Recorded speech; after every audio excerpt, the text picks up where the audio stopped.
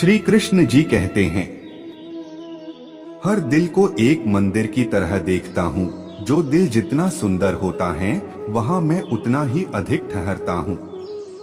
भगवान श्री कृष्ण के चरण कमल इतने पवित्र हैं कि जो कोई उनकी शरण लेता है तुरंत शुद्ध हो जाता है। इस दुनिया में तुम प्रेम सभी से करो, लेकिन पूर्ण रूप से विश्वास किसी पर मत करो। अगर तुमको भरोसा करना है तो केवल कृष्ण पर करो। मन बड़ा चंचल है, इसलिए अपने मन को स्थिर रखो, उसको कभी व्यथित मत होने दो। आपने जो कुछ भी किया वह आपके साथ एक दाग की तरह चलेगा, इसलिए अपने कर्म में शुद्धि लाओ। बुरे विचार मन को दुखी और परेशान कर सकते हैं, लेकिन जब आप कृष्ण में विश्वास करते हैं तो कृष्ण स्वयं आपकी सब परेशानियां दूर करने आते हैं।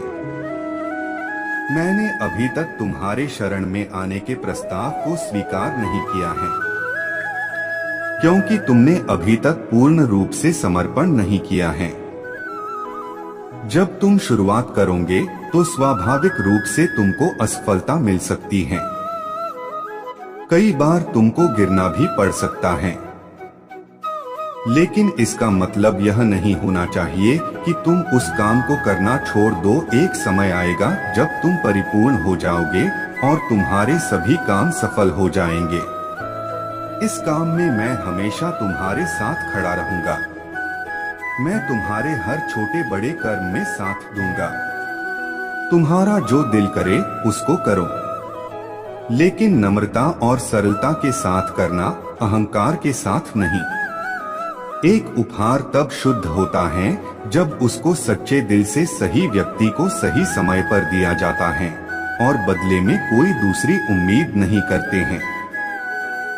कड़े संघर्ष के बाद प्राप्त होने वाला सुख जिसने आपके दुखों का अंत किया है।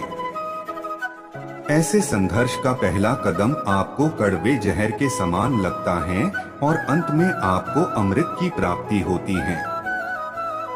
इस तरह का सुख केवल मन की शांति से प्राप्त हो सकता है। इस धरती पर आने के बाद आपका मुख्य उद्देश्य यहाँ से मुक्त होना है। केवल वही मनुष्य मुक्त हो सकता है जो अपने कर्मों में दृढ़ संकल्प के साथ स्थिर है और सुख दुख को समान रूप से सहन करता है। जो मनुष्य अपनी आत्मा की बात सुन सकता है वह मुझसे बात कर सकता है और देख भी सकता है। अपने सभी कर्मों को कृष्ण पर केंद्रित होकर करो। आसक्ति को त्याग दो। सफलता और असफलता को एक समान दृष्टि के साथ देखो, क्योंकि आध्यात्मिकता का अर्थ ही होता है समभाव। वह मनुष्य जिसने घृणा को त्याग दिया, जो सभी प्राणियों के साथ समान व्यवहार करता है, जो सुख दुख और दर्द पीड़ा से अप्रभावित हैं, जिसके अंदर करुणा भरी हुई है और मन शांत है, उसने सही मायने में मुझे प्राप्त कर लिया है।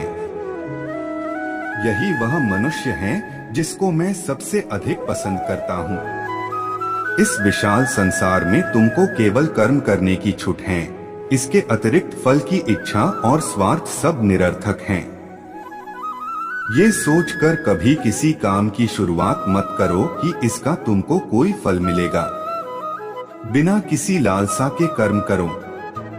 जो आदमी मुझे हर चीज में देखता है और मेरे होने के एहसास को अनुभव करता है, वह मेरा सच्चा भक्त है।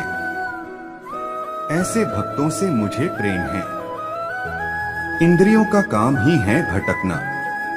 जब कोई मनुष्य अपना मन उनके पीछे छोड़ देता है तो समझ लीजिए कि उसने छेद वाली नाव में सवारी शुरू कर दी है, जिसका डूबना तय है। ऐसा कोई नहीं है जिसका सदियों से अस्तित्व है, और ना ही ऐसा कोई है जिसका सदियों बाद अस्तित्व रहेगा। यहाँ कुछ स्थायी नहीं है। वह सभी चमकदार वस्तुओं में प्रकाश के स्रोत के रूप में स्थित हैं। वह सभी प्रकार के अंधकार से परे और अव्यक्त हैं। वह ज्ञान का विषय है और वही ज्ञान का लक्ष्य है।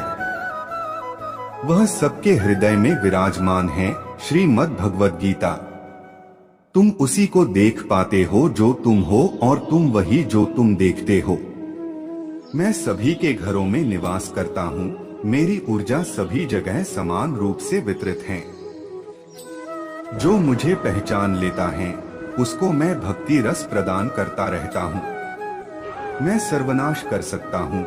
मेरे रुकने की वजह मेरे भक्त हैं। जिस दिन मेरे सभी भक्त मर जाएंगे मैं सर्वनाश कर दूंगा। जो व्यक्ति अहंकार से मोहित होकर अपने कर्मों को अंजाम देता है मैं उसके खिलाफ खड़ा होता हूँ।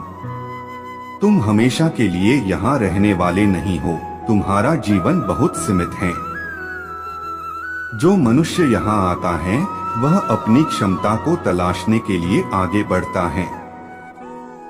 ये गलत नहीं है अगर तुम निस्वार्थ भाव से अपनी गति करते हो। स्वभाव के द्वारा निर्धारित कर्तव्य का पालन करने से कोई पाप नहीं होता है। हम वास्तव में कभी दुनिया का सामना करते ही नहीं हैं। यहाँ रहकर हम जो भी अनुभव करते हैं वे हमारी इंद्रियां हैं। तुम केवल अपने कर्म पर नियंत्रण कर सकते हैं। तुम्हारे कर्म के परिणाम का तुम दावा नहीं कर सकते। हारने का डर, असफलता का भय, कर्मों के साथ भावना जोड़ना सफलता की सबसे बड़ी बाधा है। ये विचार मन को अस्थिर कर आपकी क्षमता को लुटता है। स्वार्थ से जुड़े कर्म आपको दुनिया में कैद करते हैं। व्यक्तिगत लाभ के बारे में नहीं सोचे और निस्वार्थ भाव से काम करें। अपनी इच्छा शक्ति से खुद को नया आकर दो। अपने आप को कभी स्वेच्छा से नीचा मत होने दो। बुद्धिमानी तुम्हारी चेतना को एकीकृत करती है और कर्म के फल के प्रति आसक्ति को त्यागने में मदद करती है। दूसरों के सुख दुख पर कोई यदि इस प्रकार प्रतिक्रिया देता है जैसे वे उसके अपने हैं तो उस व्यक्ति को सच्चा आध्यात्मिक मान सकते हैं। मैं हर समय से यहाँ पर था। ऐसा कोई समय नहीं है जब मैं यहाँ नहीं था। मैं समस्त भूत में भी विद्यमान था और समस्त भविष्य में मेरा विद्यमान रहेगा। दुनिया का सबसे बड़ा पापी अगर समर्पण के साथ मेरी सच्ची उपासना करे तो मैं उसको भी शुद्ध कर देता हूँ। वे लोग जो केवल कर्म के फल की इच्छा से प्रेरित होते हैं वे अक्सर दुखी रहते हैं। जब किसी की चेतना एक हो जाती है तो उसकी सारी व्यर्थ चिंताएं पीछे छूट जाती हैं। फिर उसको किसी वजह की चिंता नहीं होती है। चाहे चीजें अच्छी हो या बुरी वह सदा एक सा रहता है। जो लोग अपनी आत्मा से भली भांति परिचित है वे इंद्रियों पर पूरी तरह से नियंत्रण रखते हैं। अपने भूत की घटनाओं पर चिंतित होना व्यर्थ है। तुम ना तो अपने भूत को बदल सकते हो ना अपने भविष्य की कल्पना कर सकते हो। तुम केवल चिंतित हो सकते हो जो पूरी तरह से अर्थहीन है। मन को शिक्षित कर मनुष्य अपने सोचने के तरीके बदल सकता है और कोई भी कदम उठाना सीख सकता है। यह योग का केंद्रित सिद्धांत है। संसार में जीवित रहने के लिए कर्म करते रहना चाहिए। अपने कर्तव्यों से दूर रहकर कर्म से बचने की कोशिश नहीं करनी चाहिए। जो सुना है उस पर विश्वास मत करो। कुछ लोग अपने विवेक से मुझे अपना बनाते हैं, कुछ लोग ज्ञान से, कुछ लोग कर्म से, कुछ योग से। तुम मुझे किस रूप में प्राप्त करना चाहते हो ये पूरी तरह तुम्हारे ऊपर है। तुम मुझे जिस रूप में बुलोगे मैं उस रूप में हाजिर हो जाऊंगा। तुम मेरे प्रति सदा चौकस रहो, मेरी उपासना करो, अपने हर एक काम के लिए मेरा स्मरण करो। मैं वादा करता हूँ तुम मेरे प्रिय बने रहोगे। जो मरे प्रिय हैं उनको मौत का भय नहीं रहता है। मौत उनके लिए मात्र पुराने वस्त्र उतारने के बराबर है। इस दुनिया का आकर प्रत्येक मनुष्य के लिए अलग अलग है। मनुष्य अपने सोच और कर्म से इस दुनिया का आकर निर्धारित करता है। अपरिपक्व लोग सोचते कि ज्ञान और कर्म अलग अलग हैं, लेकिन बुद्धिमान उन्हें एक ही मानते हैं। मनुष्य अपने कर्म ज्ञान के अनुसार ही करता है। मृत्यु के समय आत्मा केवल देह को त्यागती है, अपना अस्तित्व नहीं। इसलिए मृत्यु को लेकर कोई भय पैदा मत करो।